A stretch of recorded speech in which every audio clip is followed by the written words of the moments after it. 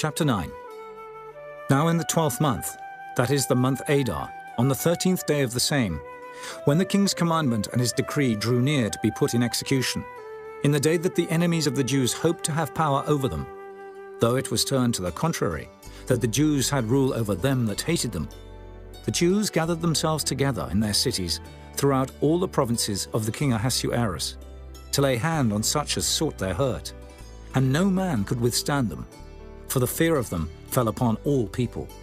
And all the rulers of the provinces, and the lieutenants and the deputies and officers of the king helped the Jews, because the fear of Mordecai fell upon them. For Mordecai was great in the king's house, and his fame went out throughout all the provinces. For this man Mordecai waxed greater and greater. Thus the Jews smote all their enemies with the stroke of the sword, and slaughter and destruction, and did what they would unto those that hated them. And in Shushan the palace, the Jews slew and destroyed 500 men. And Parshandatha, and Dalphon, and Aspatha, and Poratha, and Adalia, and Aridatha, and Parmashta, and Erisai, and Eridai, and Phajezatha, the 10 sons of Haman the son of Hammedatha, the enemy of the Jews, slew they. But on the spoil laid they not their hand. On that day the number of those that were slain in Shushan the palace was brought before the king. And the king said unto Esther the queen, The Jews have slain and destroyed 500 men in Shushan the palace, and the 10 sons of Haman. What have they done in the rest of the king's provinces? Now what is thy petition, and it shall be granted thee? Or what is thy request further, and it shall be done? Then said Esther, If it please the king, let it be granted to the Jews which are in Shushan, to do tomorrow also according unto this day's decree, and let Haman's 10 sons be hanged upon the gallows. And the king commanded it so to be done. And the decree was given at Shushan. And they hanged Haman's 10 sons. For the Jews that were in Shushan gathered themselves together on the 14th day also of the month Adar, and slew 300 men at Shushan. But on the prey they laid not their hand. But the other Jews that were in the king's provinces gathered themselves together, and stood for their lives, and had rest from their enemies, and slew of their foes 75,000. But they laid not their hands on the prey, on the 13th day of the month Adar. And on the 14th day of the same rested they, and made it a day of feasting and gladness. But the Jews that were at Shushan assembled together on the 13th day thereof. And on the 14th thereof, and on the 15th day of the same, they rested, and made it a day of feasting and gladness. Therefore the Jews of the villages that dwelt in the unwalled towns made the 14th day of the month Adar a day of gladness and feasting and a good day, and of sending portions one to another.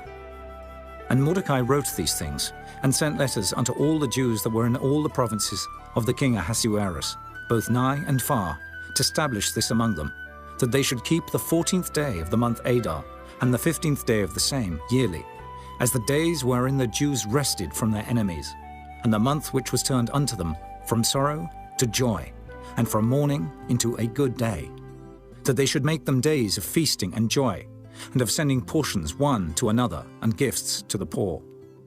And the Jews undertook to do as they had begun, and as Mordecai had written unto them, because Haman the son of Hammedatha the Agagite, the enemy of all the Jews, had devised against the Jews to destroy them, and had cast pur, that is, the lot, to consume them, and to destroy them.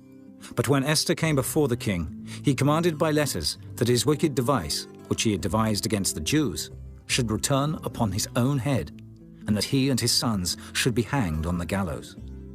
Wherefore they called these days Purim, after the name of Pur.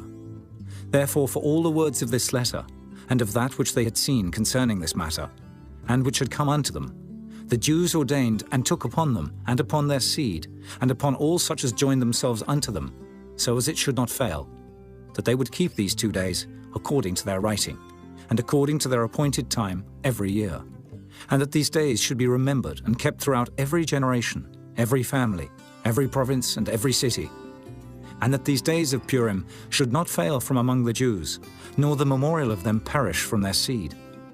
Then Esther the queen, the daughter of Abihail, and Mordecai the Jew, wrote with all authority to confirm this second letter of Purim.